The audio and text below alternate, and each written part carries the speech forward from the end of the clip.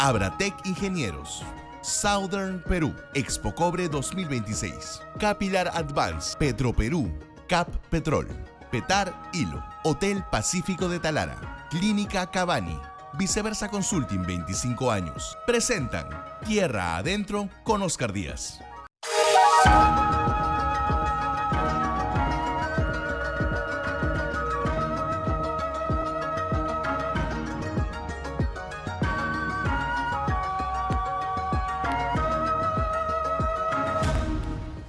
Señoras y señores, muy buenas noches. Bienvenidos a una nueva edición de su programa dominical Tierra Adentro. Como siempre nos encontramos los domingos en esta casa ATV+, que es el primer canal de noticias del Perú. Oscar Díaz los saluda, les agradece su compañía y por supuesto los invita a acompañarnos durante los 60 minutos del programa que normalmente pasan volando debido a lo interesante de los testimonios de nuestros entrevistados, los reportajes que prepara el equipo de Viceversa Consulting que produce este programa y por supuesto las notas de interés que ustedes saben apreciar domingo a domingo. Así que gracias por su compañía como siempre. Tenemos buenos invitados, buenos temas. Vamos a empezar con el programa, pero primero tenemos un comentario editorial como los que hacemos de vez en cuando aquí en Tierra Adentro.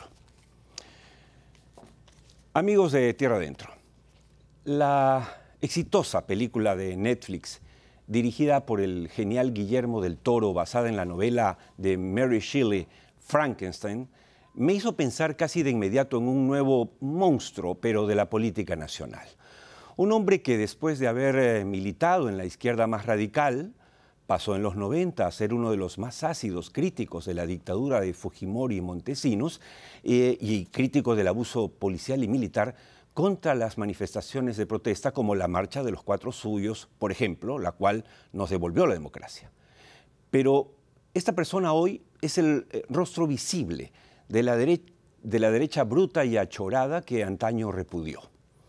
Ese es Fernando Rospigliosi, con quien compartí faenas periodísticas en el Caretas de Enrique Sileri y luego contraté para que junto a Enrique Chirino Soto y Jaime de Altaus fuera parte del panel de Cara y Sello en RBC Televisión, que fue el único programa periodístico no fujimorista de la televisión en 1994, camino a las elecciones del 95, que tuve el honor de dirigir. Recuerdo que en aquella época su radicalismo, el de Fernando Rospigliosi, contra la dictadura fujimontesinista era tan fuerte que en ocasiones le pedía que se moderara un poco para no perder imparcialidad.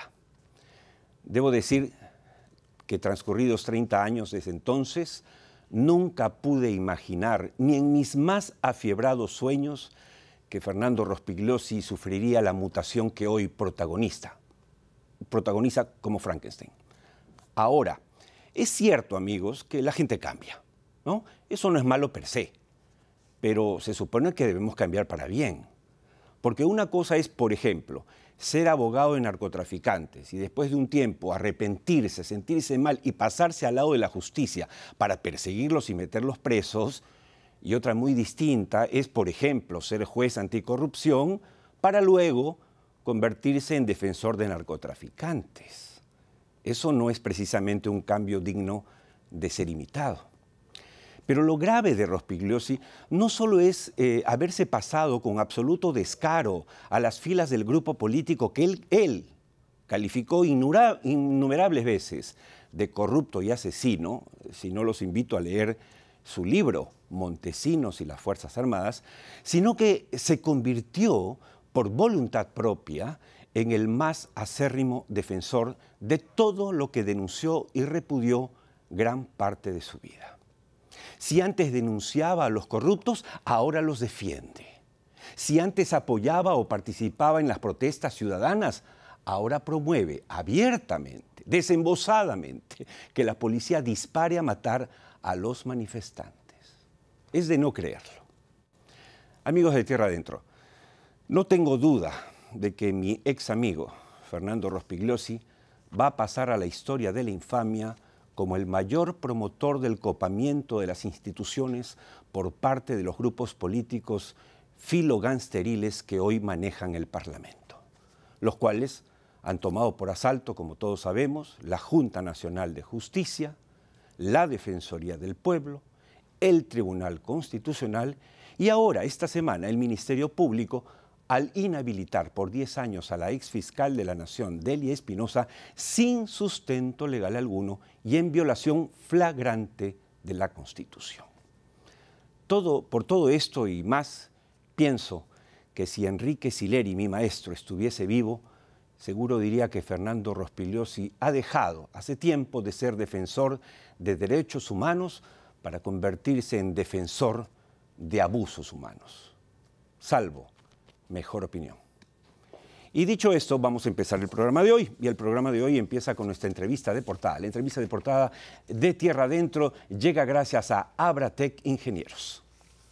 Abratec Ingenieros es la empresa líder en fabricación y reparación de repuestos mineros y metalmecánica. En Abratec Ingenieros, la fabricación y comercialización de productos de poliuretano y caucho de gran rendimiento son nuestra especialidad. Somos Abratec Ingenieros, 24 años aportando tecnología al crecimiento de la minería peruana.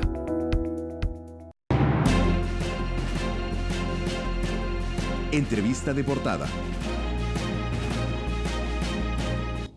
Bien, amigos, la semana pasada tocamos muy rápidamente un tema que es preocupante y que queríamos, digamos, repasar hoy día con ustedes, pero con amplitud.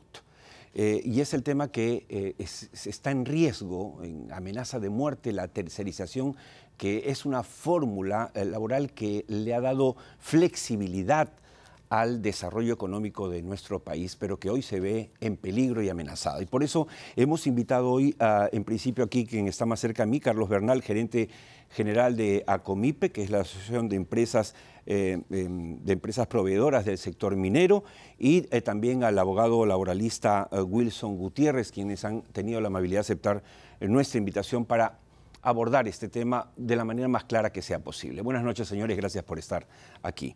Bueno. Empiezo con nuestro amigo el abogado laboralista. Wilson, el decreto supremo 001-2022-TR del Ministerio de Trabajo, cuando Betsy Chávez era ministra de Trabajo, que prohíbe tercerizar la actividad principal o nuclear de las empresas, se emplea ese término, técnicamente está vigente, aunque no se está aplicando básicamente porque Indecopi lo declaró barrera burocrática ilegal, ¿no es cierto? E incluso está en la lista de normas legales ilegales publicada en mayo de este año. La pregunta es, ¿por qué el Ministerio de Trabajo, a tu criterio, aún no emite el decreto supremo que derogue expresa y definitivamente este decreto? Bueno, muchas buenas noches, Oscar, gracias por la pregunta.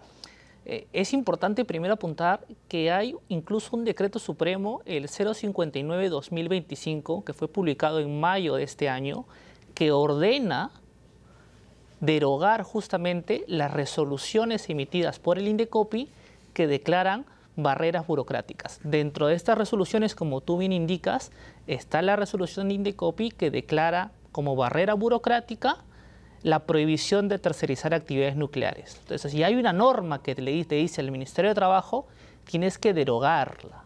Ahora, ¿por qué no lo hace? Hay dos respuestas. La primera, porque hay un tema político, evidentemente. Estamos ante un gobierno de transición que no se quiere comer el pleito, que significaría derogar esta normativa. Y segundo, porque hay una acción popular que todavía está en proceso, ¿no? Entonces, el Ministerio de Trabajo, ¿qué está esperando? Que resuelva la Corte Suprema. La Corte Suprema establecerá o no la legalidad o no de este decreto supremo que prohibía la tercerización nuclear. Y en el Ministerio de Trabajo lo que está esperando es, ok, Corte Suprema, decide tú si esto es legal o no. Mientras tanto, yo me mantengo al margen. Entonces, no se quiere comer el pleito, ¿no? Bueno, claro. Es el problema de cambiar presidentes cada 2 semanas. Pues. Correcto. Cambia todo, todos paran, se mueren de miedo, no quiere firmar nada, pero el tema es peligroso. Y qué mejor que nuestro invitado Carlos Bernal para que nos lo explique. Este despropósito jurídico, Carlos, firmado por Pedro Castillo y Betsy Chávez, vale la pena recordarlo, es decir, ahora que Pedro Castillo está en la cárcel, Betsy Chávez está asilada, todo el mundo lo repudia, bueno, hay una herencia de ellos que nadie toca. Es increíble, ojo, esto es, por eso los hemos invitado para llamar la atención de este gobierno, del señor Gerí, para que escuche y solucione. Porque el despropósito jurídico, decía Carlos, transgrede flagrantemente la Constitución. Pero ACOMIPE, la organización que tú encabezas como agente general, asegura que este zombie jurídico no solo perjudica gravemente a la industria privada, sino también a las empresas del aparato estatal. ¿Por qué? Porque las empresas estatales también tercerizan. Tenemos los casos de Petroperú, la refinería de Talara, tenemos el caso de Salud, ¿no? De empresas de servicios, de radiografías, imágenes, tomografías, ¿no? Rayos X, diálisis. Tenemos el Banco de la Nación, con sus múltiples agencias a nivel nacional, ¿no? Tenemos a Sedapal, con empresas que ejecutan trabajos en toda la parte operativa. ¿Se verían afectados por la puesta en marcha de este decreto declarado por Indecopi ilegal? Por supuesto, porque realizan actividades principales. Entonces, la pregunta es, ¿el Estado los va a acoger y los va a poner en las planillas de estas empresas? Es inviable, es imposible. Entonces, la afectación también es al sector estatal. En realidad es para todas las industrias, sin discriminar si es estatal o privada. ¿No es cierto? Y en el sector privado y en el sector minero, que nos sigue todos los domingos, ¿cuál sería la consecuencia inmediata? ¿De cuánta gente estamos hablando? ¿Qué es lo que produciría esta bomba? No, inmediatamente nosotros hemos estimado que se perderían por lo menos 80.000 puestos de trabajo. Porque las empresas contratistas están realizando actividades principales o nucleares, mediante este decreto, en todas las fases de la operación minera. Entonces, aquí va a haber una afectación tan grande en el primer tramo nomás, porque después seguramente, progresivamente, se van a seguir perdiendo más empleos. Y se va a perder toda la especialización que se ha venido dando durante tantos años, el tema de la tecnificación, calidad, productividad, competitividad, afectando el funcionamiento integral de todas las empresas. Entonces, cuando las compañías mineras, ¿cierto?, también se vean afectadas por esto, no van a acoger a todos los trabajadores de empresas contratistas. Entonces, el primer impacto, y el más importante, es la pérdida de empleo formal. El impacto social, no solo económico, indudable, sino el social. Por supuesto. Va a haber conflictos. Por supuesto. Y también quiebras de empresas, ¿no es cierto? Y entonces vamos a tener una afectación tal que nadie se va a poder escapar de esto. Cuando Sunafil comience a ingresar a las unidades mineras y a las instalaciones de otras, ¿no?, empresas pertenecientes a otras industrias también. Ahora, Wilson, en tu calidad de experto en temas laborales, la Corte Suprema, como mencionaste en tu primera respuesta, tiene en sus manos la decisión final sobre la acción popular contra el Decreto Supremo 001-2022-TR. Pero hay algo que preocupa, y es un antecedente en el cual, al parecer, el Tribunal Constitucional le dio, al parecer, la razón, ¿no?, a trabajadores de LATAM que protestaban, y que esta podría ser la base en la cual se podría, todo incondicional, basar la Suprema para decidir, y podría, en teoría, decidir a favor de esta norma declarada, reitero, por Indecopi como barrera burocrática ilegal. ¿Es así? A ver, sí, efectivamente, hay una sentencia del Tribunal Constitucional justamente donde se revisa este tema, pero es importante apuntar que es sobre un caso concreto. Esta sentencia, que efectivamente tiene diferentes considerandos, uno de los principales es donde dice que no es ilegal el tema de prohibir la tercerización de actividades nucleares, lo dice el TC, pero lo dice para un caso concreto y además no es jurisprudencia vinculante. ¿Qué quiere decir eso? Que no se está obligando a que se siga ese criterio. No. Ahora, ¿puede servir como base para que la Corte Suprema haga un razonamiento similar? Puede hacerlo. ¿Hay algo que el Tribunal Constitucional no ha desarrollado que la Corte Suprema todavía tiene que desarrollar? Sí. ¿No? El Tribunal Constitucional no ha entrado a detallar si efectivamente este decreto supremo es legal o no. Si, por ejemplo, este decreto supremo contraviene lo que dice la ley de tercerización. Ese trabajo es de la Corte Suprema a través de la acción popular. Entonces, todavía hay cosas que la Corte Suprema tiene que revisar, tiene que validar y tiene que hacer el análisis. Sí es cierto que tenemos un precedente entre comillas, porque no es de obligatorio cumplimiento, pero ya hay una resolución del tribunal que apunta hacia que sea permitido el tema de la tercerización, de la prohibición de tercerizar actividades nucleares. Entonces sí es un precedente peligroso, sin embargo la Corte Suprema no está obligada a seguir ese criterio y sobre todo la Corte Suprema todavía tiene que analizar si efectivamente ese decreto es legal o no es legal. Eso no lo ha analizado el Tribunal Constitucional. Ahora, en esa coyuntura, Carlos Bernal, en esta coyuntura, ACOMIPE, no sé, la Sociedad Nacional de Minería, ¿no se han acercado, no han tocado las puertas del ministro de Trabajo actual para ponerlo al tanto de la bomba que está por estallar en su mesa? Hemos pedido, ¿no?, reunión con el presidente y el presidente del Consejo de Ministros, justamente para que el ministro de Trabajo asuma la responsabilidad que tiene desde junio, 17 de junio de este año, en que se venció el plazo que tenía para derogar estas normas publicadas por Indecopi como barrera burocrática ilegal.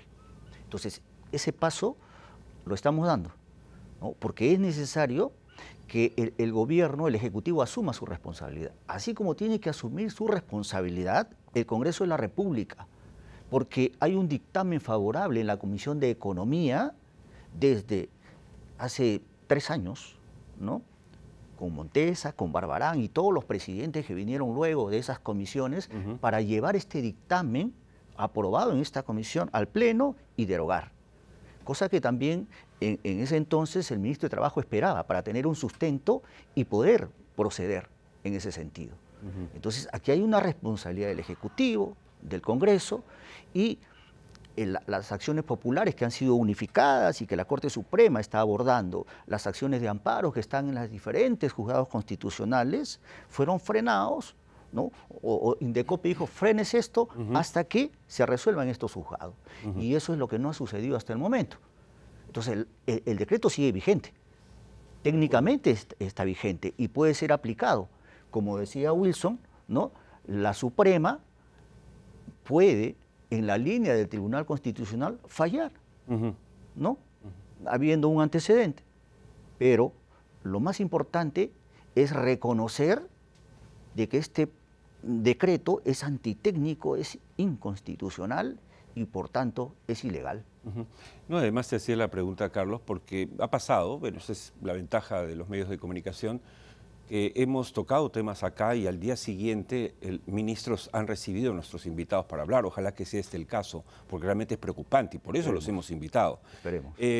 Doctor Wilson Gutiérrez, si el Ministerio de Trabajo, seamos optimistas, cumple con su deber, señor ministro, escuche ya, y mañana mismo deroga el Decreto Supremo 001-2022-TR, pregunto, ¿la Corte Suprema archivaría el caso por sustracción de la materia?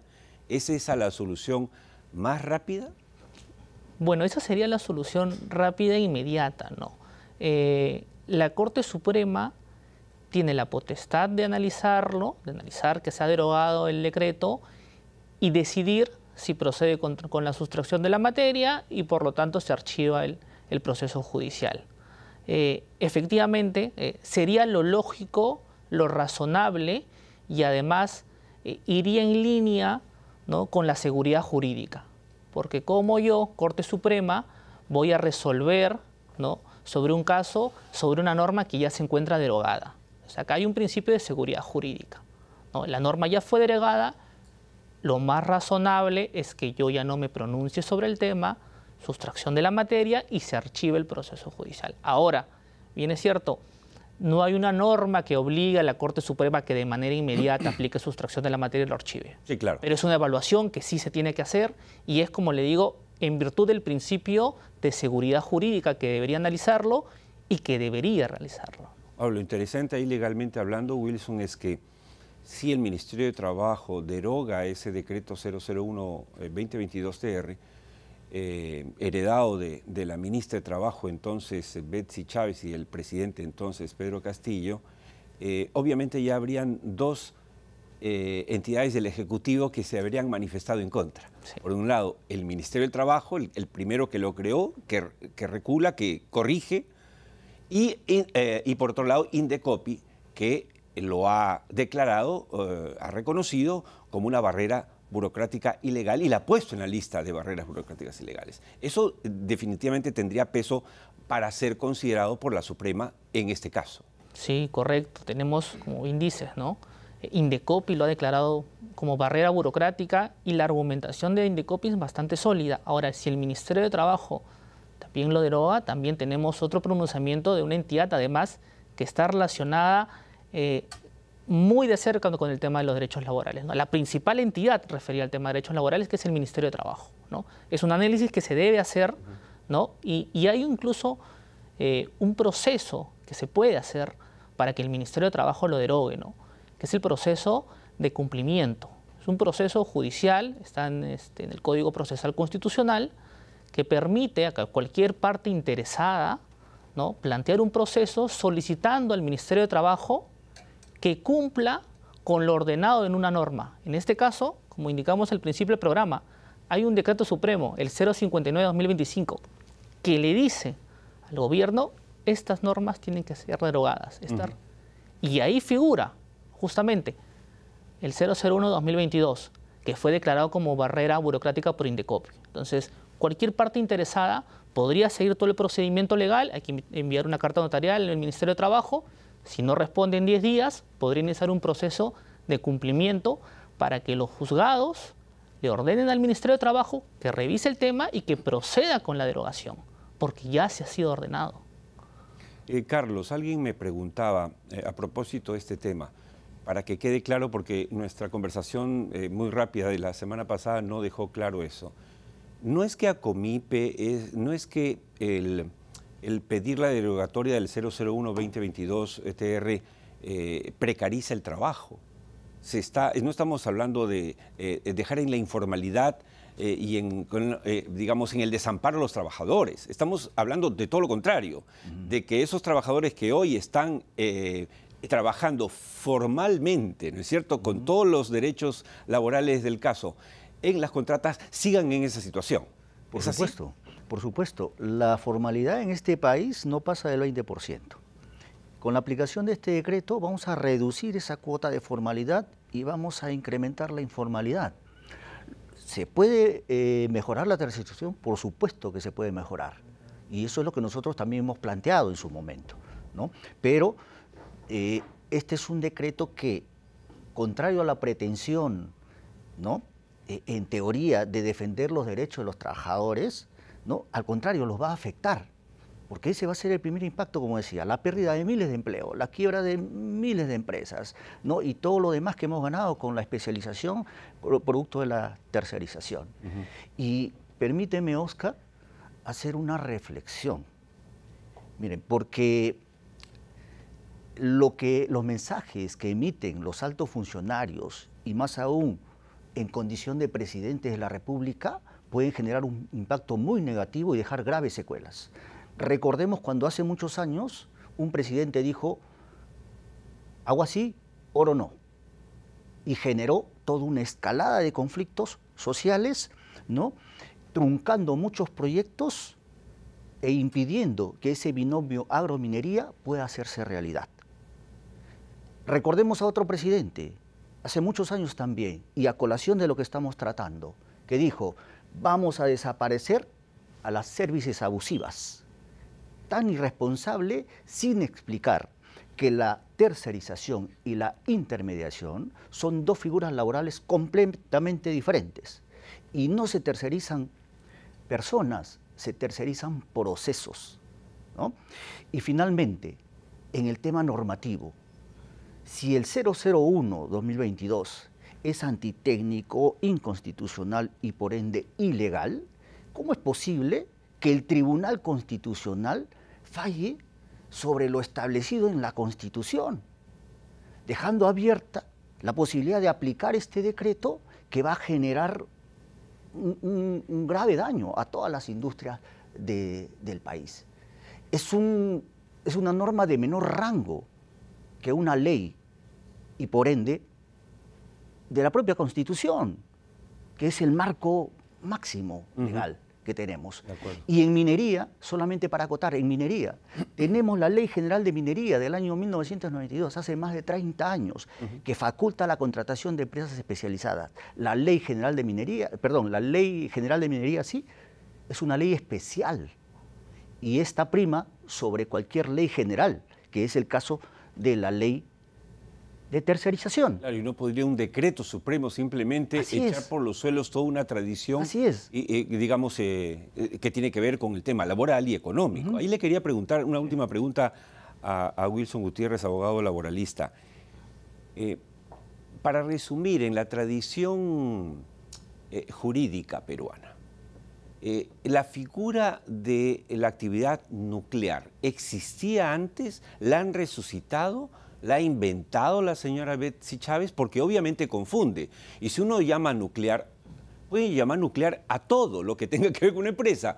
Puede ser que alguien que venda sándwich en la puerta, por ejemplo, de mi empresa Viceversa Consulting, también sea nuclear porque tiene que alimentar a los que no trabajan adentro. O sea, pero es una figura un poco extraña. ¿Nos puedes explicar eso? Sí, es una figura justamente que nace a raíz de este decreto supremo que fue promulgado en el 2022.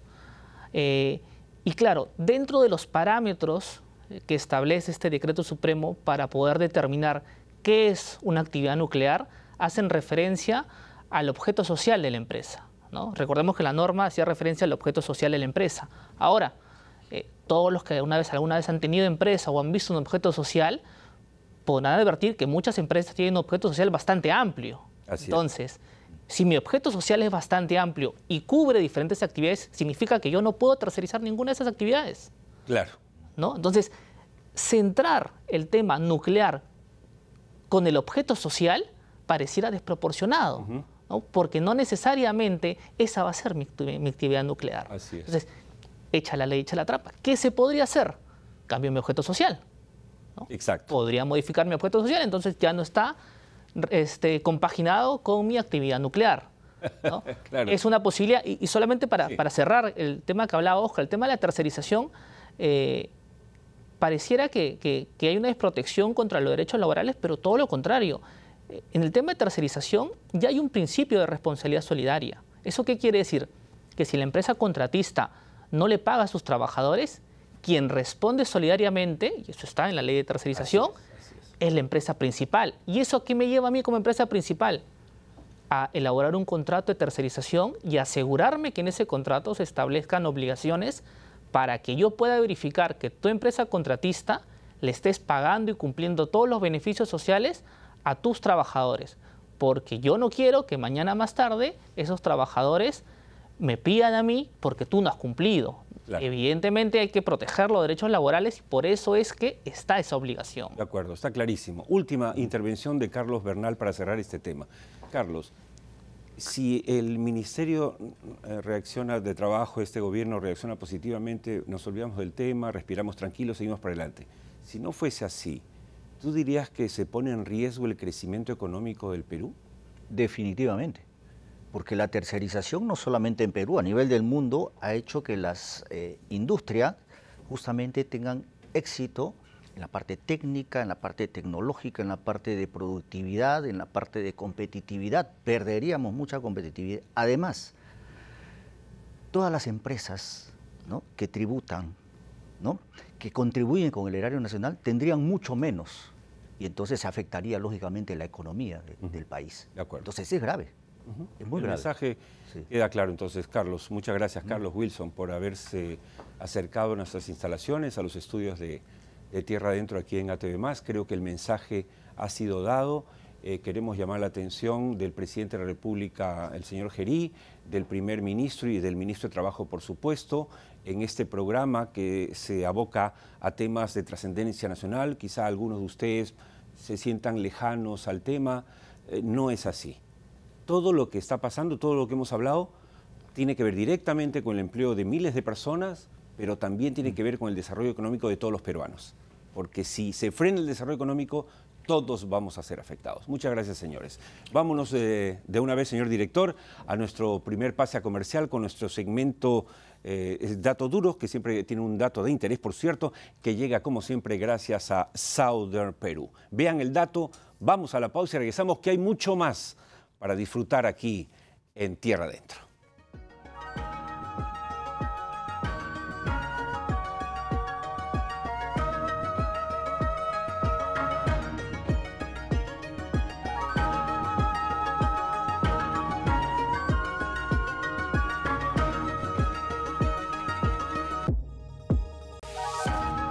Abratec Ingenieros, Southern Perú, Expo Cobre 2026, Capilar Advance, Petroperú, Cap Petrol, Petar Hilo, Hotel Pacífico de Talara, Clínica Cavani, Viceversa Consulting 25 años. Siguen presentando Tierra Adentro con Oscar Díaz. Bien, amigos, empezamos de inmediato el segundo bloque del programa de hoy en esta primera edición de Navidad, por eso el ambiente navideño que nos rodea aquí en ATV+. Vamos a empezar este segundo bloque gracias al auspicio de Hotel Pacífico de Talara. Hotel Pacífico de Talara es sinónimo de confort, atención de primera y deliciosa gastronomía norteña. Para turismo o negocios, Hotel Pacífico de Talara es su mejor opción. Lo que toca a esta altura del programa es el reportaje. El reportaje de hoy llega gracias a Expo Cobre 2026, el evento minero más importante del próximo año. Expo Cobre 2026. En la era del cobre, planifica tu presencia en Expo Cobre 2026, exhibiendo tu marca y potenciando tu negocio. Pregunta hoy mismo por la preventa limitada de Expo Cobre 2026.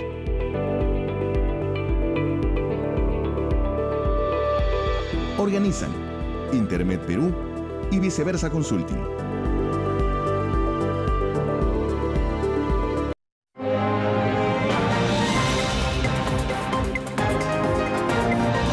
El reportaje. Amigos, antes de presentarles el reportaje, por supuesto, que tenemos hoy para ustedes y que tanto disfrutan, debo comentar que Expo Cobre justamente va constituyendo, va creciendo, va preparándose con todo para el evento de abril del próximo año, pero además va conformando y fortaleciendo los grupos que lo conforman, y es en este caso el Consejo Consultivo. Debo anunciar que se ha sumado al Consejo Consultivo y específicamente al Comité Asesor Gubernativo nada menos que el exministro de Energía y Minas, Jorge Montero. Estamos seguros que su participación, su conocimiento, el sector desde el lado público y privado va a enriquecer, como no, este evento que preside el director general de operaciones de Southern Perú, Jorge Mesa. Dicho esto, vamos a presentarles, por supuesto, el reportaje. Miren, la mina Toquepala de Southern Perú es una de las operaciones más modernas del Perú y del mundo. Conozcan por qué.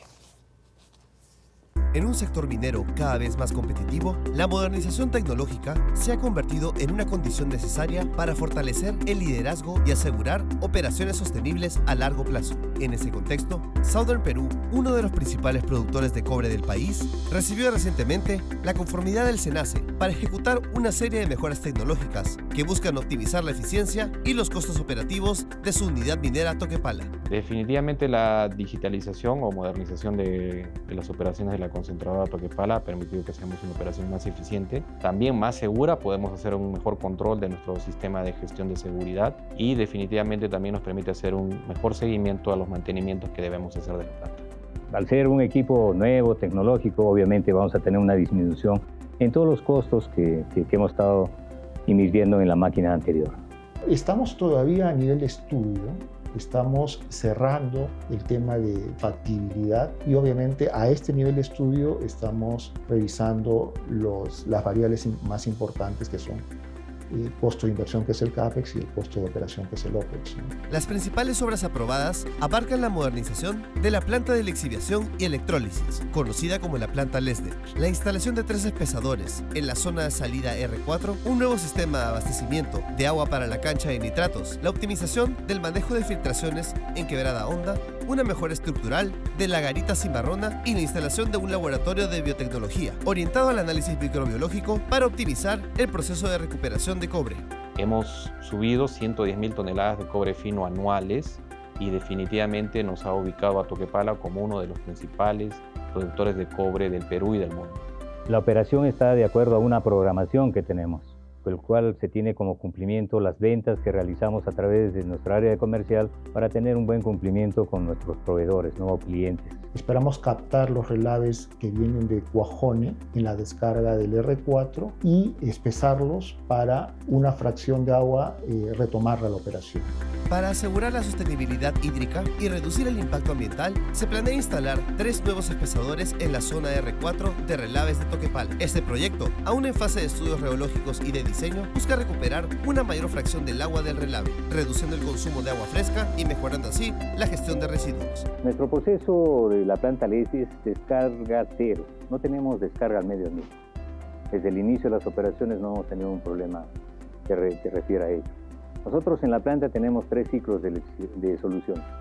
La solución del PLS, que viene proveniente de los depósitos lixiviables, pasa por una etapa de extracción por solventes, donde recuperamos el cobre, y esta solución desgastada nuevamente vuelve a los depósitos lixiviables.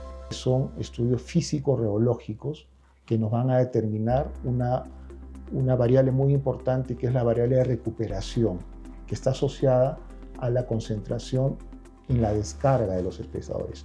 Ese delta entre la descarga de alimentación y descarga del relave es la que nos va a dar a nosotros el porcentaje de recuperación de agua que tenemos en esta aplicación, específicamente en los espesadores del R4. En paralelo, la planta LESDE contempla el reemplazo de su antigua deslaminadora, un equipo con más de 30 años de servicio. Este cambio representa una modernización estratégica para la unidad minera que mejorará la seguridad del personal y reducirá costos operativos, asegurando así la continuidad en la producción de cátodos de cobre. Tenemos ya un programa de capacitación continua para nuestros operadores que van a operar la máquina que viene, y también para nuestros operadores, para nuestros técnicos de mantenimiento, que le van a dar soporte y mantenimiento a la nueva máquina. No tenemos impacto en la producción continua, esa va a seguir continuando, ya que la máquina que estamos poniendo en operación la vamos a operar para abril del año 2026 y todavía vamos a continuar con la máquina antigua, hasta que ya posteriormente poder ya dar de baja la máquina que actualmente tenemos. Para integrar todas estas mejoras, Toquepala ha incorporado un Centro Integrado de Operaciones, o CIO, que centraliza y monitorea en tiempo real mina y planta, facilitando la toma de decisiones operativas con sistemas de automatización, inteligencia artificial y gemelos digitales. Esta digitalización permite una gestión más precisa, segura y eficiente en los procesos, reduciendo riesgos operativos y mejorando el mantenimiento predictivo. Es el centro que nos permite integrar las operaciones, ya sea de acarreo, extracción, toda la parte de la mina, y también integrar con las operaciones unitarias de la concentradora, trituración, molienda, flotación, filtrado y producción de concentrado. Todas estas operaciones están en un solo ambiente y permiten optimizar nuestra producción de cobre. La evolución tecnológica va a llegar a todos los rubros de la industria. La empresa minera como Sauder Perú definitivamente también está apostando a esta innovación tecnológica. Nosotros consideramos que va a estar más influenciada en la aplicación de tecnologías de inteligencia artificial a la optimización de nuestros procesos. La modernización de Toquepala, aún en etapa de estudios y planeamiento, demuestra la visión estratégica de Sauder Perú para adaptarse a un mercado global exigente, optimizar recursos vitales, incorporar tecnologías de punta y asegurar una operación sostenible. Este esfuerzo estratégico confirma que la minería de cobre del siglo XXI no solo apuesta por la producción, sino también por la eficiencia, innovación y responsabilidad ambiental en el sur peruano. El reportaje de Tierra Adentro se queda corto. Yo estuve personalmente, como ustedes saben, en Toquepala y su operación es del primer mundo. Por lo tanto, queremos expresar nuestras más sinceras felicitaciones a todo su equipo, encabezado por el ingeniero Rogelio Martínez, bajo el liderazgo indiscutible del director general de operaciones de Sauder Perú, Jorge Mesa. Un fuerte abrazo para todos los amigos de Toquepala. Dicho esto, vamos de inmediato a nuestra segunda y última pausa comercial, por supuesto con nuestro segmento Volver al Futuro, que siempre tiene un dato sobre lo que viene con la tecnología que nos sorprende día a día hora tras hora. Volvemos en el último bloque para hablar de un tema que preocupa mucho en este programa, pero que también es motivo de muchos titulares. Petroperú. Petroperú está pasando momentos muy, muy difíciles. ¿Qué se viene? ¿Qué puede pasar? De eso hablaremos en el último bloque de este programa.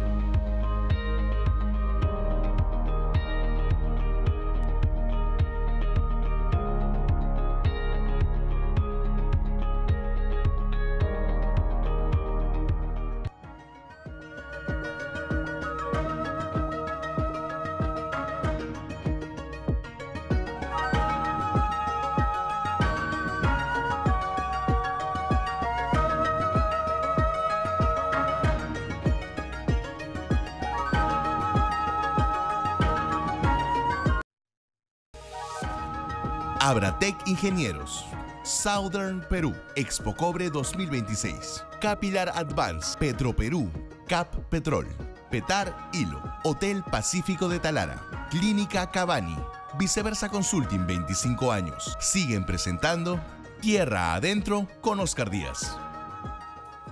Bien amigos, entramos al tercer y último bloque del programa de hoy y vamos a brindarles los datos duros, la sección Datos Duros, que hoy llega gracias a Viceversa Consulting, que cumple 25 años.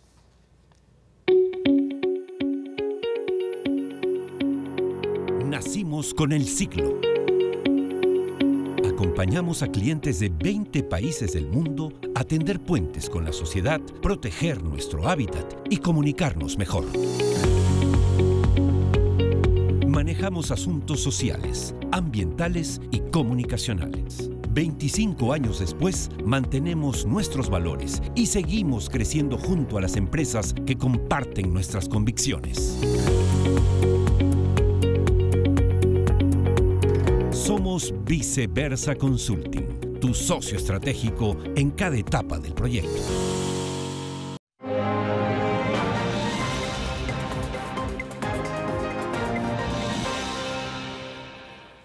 Ahora que he visto el spot de nuestra empresa, Viceversa Consulting, quiero aprovechar para agradecer a todos los amigos, clientes que han tenido la amabilidad en las últimas semanas de hacernos llegar WhatsApp, correos electrónicos, llamadas telefónicas felicitándonos por estos 25 años. Se dice fácil, pero no es fácil cumplir 25 años en un país como el nuestro, que por ejemplo tiene el triste, ¿no es cierto?, honor de contar con 8 presidentes en 9 años, ¿no? Entonces es difícil hacer empresa, es difícil hacerla formalmente, pagando la SUNAT, pagando los tributos puntualmente, pagándole al sistema financiero.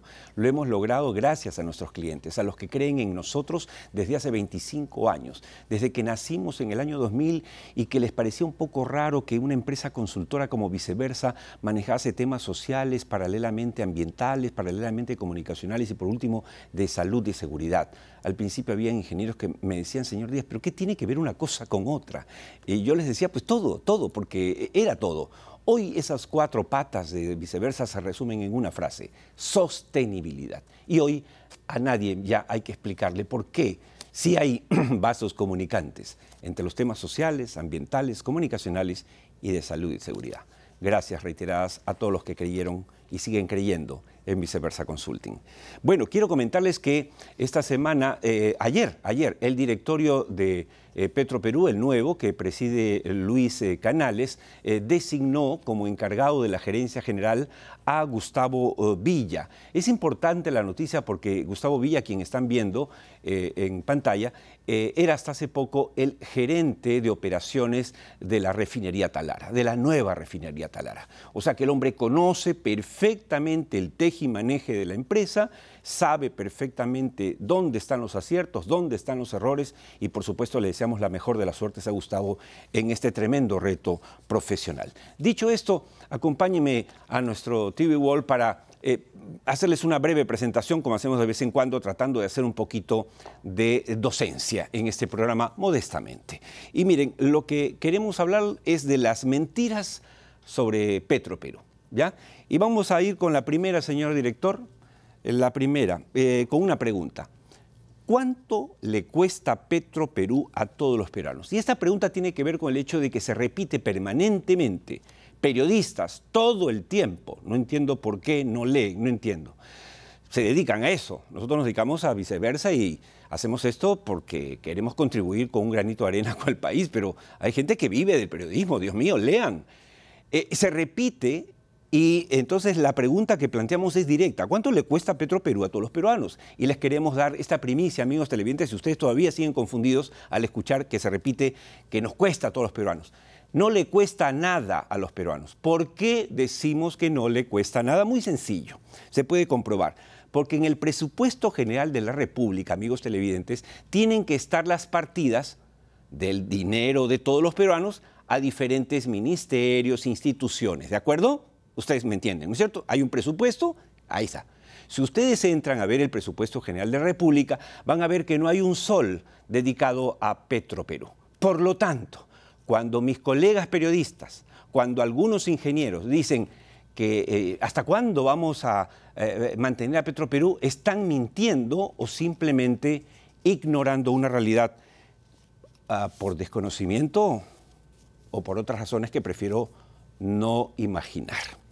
La segunda pregunta, además, como dice la lámina, la empresa vive de sus propios recursos y anualmente factura, esto tampoco se sabe, se conoce mucho, alrededor de 7.000 millones de dólares al año. O sea, es la empresa que más factura. Por eso es que hay interés en quedarse con Petroperú. No es, pues, no es el amor al chancho, sino a los chicharrones. Bueno. La siguiente lámina nos habla de cuánto ha generado en ingresos al Estado. ¿No es cierto? Porque también se dice, bueno, Petroperú solo da pérdidas, no es buen negocio, no le da nada al Estado. Bueno, señores, entre 1991 y el 2021, Petroperú generó utilidades al Estado por 4.000 millones de soles. ¿Lo sabían? No. ¿Alguien se los dijo? No. ¿Por qué? No lo sé. Entre el 2014 y el 2024, Petroperú generó para el Estado recursos por, escuchen, 12.618 millones de dólares. ¿Quieren saber cómo? 1.138 millones de dólares de sus propias operaciones y 11.480 millones de dólares como agente recaudador del ISC, IGB, IR, que es impuesto a la renta, y contribuciones retenidas al personal. Por lo tanto, cuando ustedes escuchan que dicen que no, que el Petroperú no es negocio, que no nos da nada, solo vive de nosotros, les están mintiendo. El siguiente cuadro, señor director, es, preguntamos, ¿cuánto le debe el Estado a Petroperú? Esto, por ejemplo, tampoco lo han escuchado ustedes en ninguna parte. ¿Por qué? ¿Qué pasa? Los presidentes de Petroperú se mueren de ganas de decirlo, pero no pueden decirlo. No le pueden decir al Estado, págame, no seas fresco, págame. No pueden, porque es un puesto político. Pero nosotros, como no tenemos puesto político ni nos interesa quedar bien con el presidente ni con nadie, les vamos a informar. El Estado mantiene una deuda de 6.048 millones de soles o 1.780 millones de dólares con Petroperú. Y allí está el detalle. No es que yo Oscar Díaz les... No. Ahí está el detalle. 3.112 millones de dólares por crédito fiscal de la Amazonía. De soles. 1.863 millones de soles por recuperación anticipada del IGB del proyecto de la modernización de la refinería Talara. 450 millones de soles por transferencias al Fondo de Pensiones ONP. 408 millones por remediaciones a los cortes del oleoducto norperuano. Que, ojo, es un encargo del Estado, le dice, hazte cargo Petroperú, y Petroperú dice, ya, pero dame plata para repararlo. No, ese es tu problema. Oye, pero no es mío. No, igual lo arreglas. Y no te dio un mango. Eso no lo dice nadie, lo decimos acá. El Estado le debe, para terminar, 200 millones de soles por remediaciones a unidades privatizadas. Cada vez que Petroperú, por ejemplo, devuelve pozos, tiene que ponerlos de tal manera que los privados los puedan tomar en condiciones decentes. No va a ser irresponsable de tirarle los pozos. Bueno, eso cuesta. Y finalmente, 15 millones de soles por abandono técnico de pozos, ¿no? Que tiene que ver con lo anterior que les he dicho. Es decir, amigos, la conclusión es muy sencilla. la pregunta, a estas preguntas. ¿Le cuesta Petroperú al Estado peruano? No. Si no lo sabían, hoy ya lo saben gracias a Tierra Adentro. Y lo pueden comprobar, reitero, ingresando, colegas, por favor, ingresen al presupuesto general de República y traten de encontrar un sol en ese presupuesto para Petroperú. Cuando lo encuentren, podrán decir, como repiten, todos como borreguitos, que Petroperú nos cuesta a los peruanos. Ahora, es cierto, por supuesto, que ha habido habilitaciones de dinero en los últimos tiempos para la emergencia, pero por supuesto. Pero si les acabo de decir que el Estado le debe casi 2.000 millones, que ha recibido en los últimos 10 años 10.000 millones de dólares en impuestos, díganme ustedes si lo lógico no es que se le devuelva algo a la empresa estatal que, ojo, subvenciona con su bolsillo el petróleo, el combustible para toda la Amazonía nacional. Ninguna empresa privada lo va a hacer, ¿no es cierto? No tendría sentido pedírselo, pero a la empresa estatal sí se lo pide, sí se la pide. Tiene que hacerse cargo de los costos del oleoducto, a pesar de que el oleoducto no está funcionando por atentados permanentes. ¿De dónde sale ese dinero? De Petroperú. ¿Cuánto le da el Estado? Ni un sol. O sea, por eso es importante hacer este trabajo aquí en el programa. Nosotros queremos, digamos, ayudarlos a tener... Acá no hay fanatismo, yo soy totalmente privatista, tengo una empresa privada hace 25 años, como comenté, creo en la empresa privada, creo que la empresa privada es clave para el desarrollo del Perú y ha permitido el crecimiento que hoy gozamos, no el Estado, sino el sector privado, pero hay empresas que son estratégicas y que no es mala palabra. Una de ellas, sin lugar a dudas, es Petroperú. Y ya un poco para terminar sobre este tema, amigos, por ejemplo, una anécdota, ¿no? Milei, que todos saben quién es Javier Milei, el presidente ultraderechista, ¿no es cierto?, ultraliberal, dice que es un anarcocapitalista, el presidente de Argentina. En sus promesas electorales digo, lo primero que voy a hacer, es tumbarme a YPF, que es el Petroperú de Argentina. Cuando llegó al poder, le dijeron, mire, presidente, ¿cuánto perderíamos si cerramos nuestra empresa petrolera? Miró y dijo, bueno, no toquen a YPF. O sea, y por eso es que Brasil tiene a Petrobras, por eso es que Ecuador tiene a la empresa petrolera, igual que Colombia, a pesar de que el presidente colombiano, que se apellida Petro, es antipetro, ¿no es cierto? Odia el petróleo, pero bueno, igual no se le ocurre ni siquiera a él, ideológicamente cargado, cerrar la empresa estatal. Entonces, en el Perú, cuando defendemos a la empresa es por algo. Y este es un momento difícil el que se está viviendo. Hay posibilidades de que esta empresa recupere y retome el camino que se merece, y ojalá el gobierno del señor José Gerí, de la ministra Denise Miralles, a quien hemos tenido el gusto de tener aquí en estos estudios, reflexionen y encuentren una solución, porque hay solución. Y la merece Petroperú y la merece nuestro país. Dicho esto, nuestro consejo de despedida es no voten, pero no vayan a votar, pero no voten por políticos que creen más feriados. Mañana y pasado es feriado. ¿Saben ustedes? Miren, gracias a los congresistas demagogos y populistas que tenemos, nuestro país tiene 16 días feriados al año.